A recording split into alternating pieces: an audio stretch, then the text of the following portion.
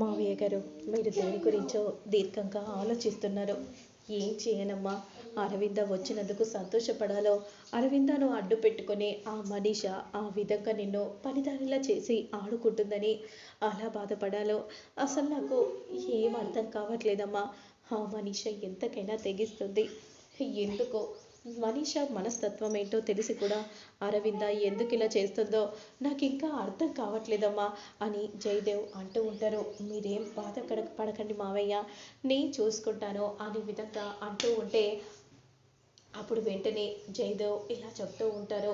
అది కాదు మావయ్య, ఏంటమ్మా ఆ మనీష ఎన్ని చేసినా సరే ఏదో ఒకటి చేసి తన నిజ స్వరూపాన్ని నేను బయట పెడతాను మావయ్య, నన్ను నమ్మండి అనే విధంగా లక్ష్మి అంటూ ఉంటుంది. ఇక మరోవైపు మాత్రం మిత్ర దగ్గరకు మనీష వస్తుంది.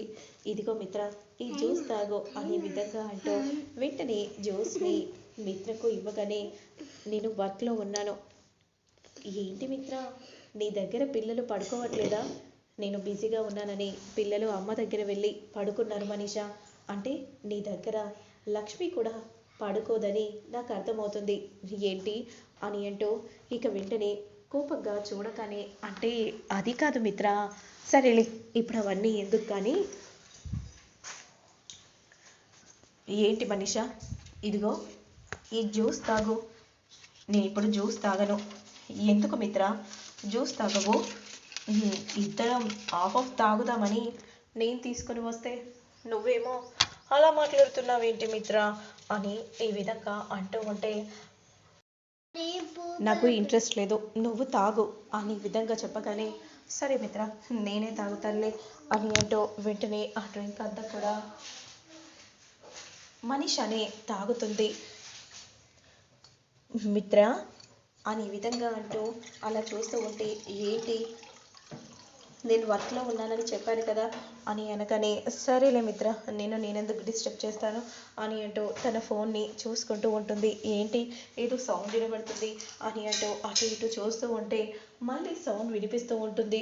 నా కడుపు నుండి వినిపిస్తుంది ఏంటి అని అనుకుంటూ వెంటనే మిత్ర మిత్ర అనే విధంగా అంటూ పరిగెత్తుకుంటూ వెళ్తూ ఉంటుంది మనీష.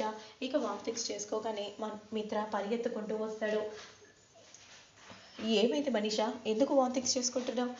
అదేం లేదు మిత్ర, ఏమో అలా జరిగిపోయింది. సరేలే, నువ్వు అసలే బిజీగా ఉన్నావు కదా, నిన్ను డిస్టర్బ్ చేయడం ఎందుకు, నేను రూమ్లోకి వెళ్తాను సరేనా, నువ్వు వర్క్ చూసుకో అని అంటూ వెంటనే మనీషా రూమ్లోకి వెళ్ళిపోతుంది.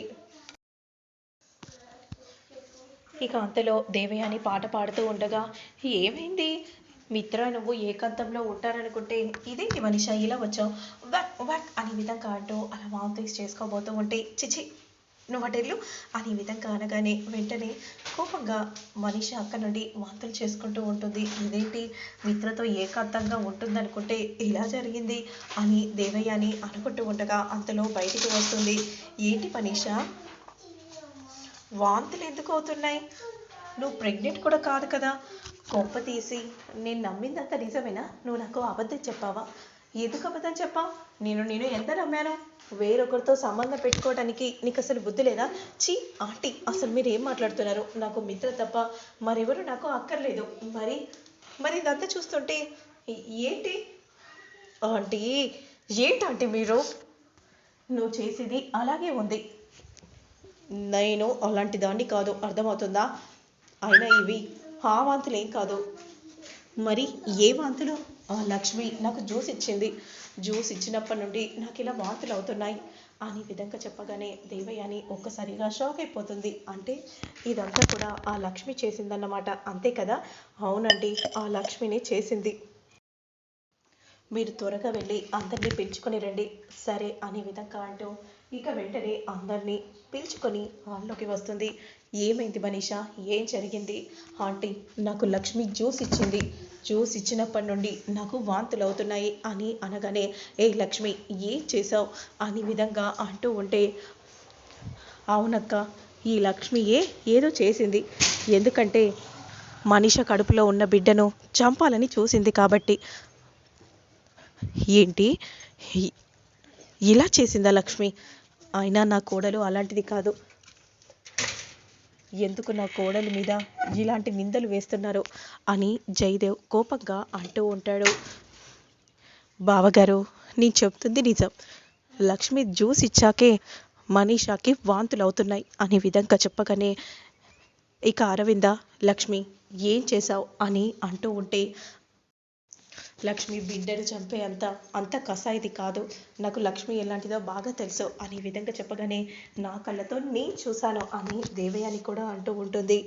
ఇక అప్పుడు వెంటనే వివేక్ ఇలా మనసులో అనుకుంటూ ఉంటాడు, మా వదినతోనే పెట్టుకుంటావా, నీకు ఇలాగే జరగాలి అని వివేక్ అనుకుంటూ ఉంటే, ఏమైందక్క, అడుగక్క అడుగు అని కోపంగా దేవయాని అంటూ ఉంటుంది. మా అక్కతో పెట్టుకుంటే ఇలాగే జరుగుతుంది అని జాను కూడా అనుకుంటూ ఉండగా ఇక అప్పుడే ఏంటి లక్ష్మి అలా మౌనంగా ఉన్నావేంటి?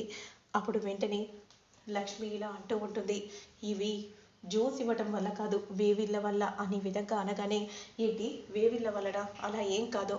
అప్పుడు వివేక్ జాను, అవును కడుపుతో ఉన్నప్పుడు వేవిళ్ళ వల్ల సహజం కదా, అందుకే ఇలా జరుగుతుంది, వేవిళ్ళ వల్ల ఏం కాదు.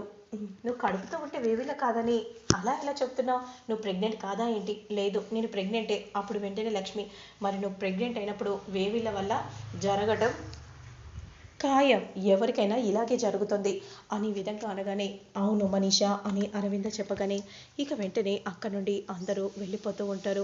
ఇదంతా కూడా ఈ లక్ష్మి ఆడుతున్న నాటకం అని అనుకుంటూ ఉండగా వాంతులు చేసుకుంటూ ఉంటుంది. అరవింద అక్కడ నుండి వెళ్ళిపోగానే లక్ష్మి అలా క్రిందికి దిగుతూ ఉంటుంది. ఇక అప్పుడే లక్ష్మిని చూసి కోపంగా నిలబడగానే వాంతులు చేసుకోబోతూ ఉండగా కుప్పకూలి క్రింద పడుతుంది. ఏంటి మనీషా, పాపం నీ గోతిలోనే నువ్వే పడ్డావు కదా, ఎందుకు ఇలా చేశానా అని అనిపిస్తుందా? నా సాయం ఇప్పుడు కూడా నువ్వు ఇలాగే తీసుకున్నావు, చూసావా, అర్థమైందా? ఏమన్నా ఆయన భుజంపై వాలి ఇద్దరు దగ్గరగా ఉంటారా? ఇప్పుడు ఏం జరిగింది? నా హెల్ప్ లేకుండా నువ్వేది చేయలేకపోతున్నావు. అసలు నీకు నేను జ్యూస్ ఇచ్చాను, జ్యూస్ ఇచ్చాక ఏం జరిగిందో తెలుసా? అందులో నేను వెనిగర్ కలిపాను అనే విధంగా అనగానే ఒక్కసారిగా షాకింగ్గా చూస్తూ ఉండిపోతుంది. నువ్వు మంచి మూడ్లో ఉన్నావు కదా, అప్పుడే వెనిగర్ని కలిపాను, నీకు శాపం కాబోతుంది. నువ్వు ప్రెగ్నెంట్ అని అంటు పెట్టుకున్నావు కదా, అదే నీకు శాపం అయ్యేలా నేను చేస్తాను, అర్థమవుతుందా? అసలే మీరు అపర ప్రేమికులారని అన్నావు కదా, మరి ఇప్పుడు ఏమైంది? నీ పక్కన ఎవ్వరూ లేదు. అతిగా ఆశపడే ఆడది జీవితంలో ఎదిగినట్టు ఎక్కడా కనిపించలేదు. ఈ కొటేషన్ బాగుంది కదా, జీవితాన్ని చూపించాను.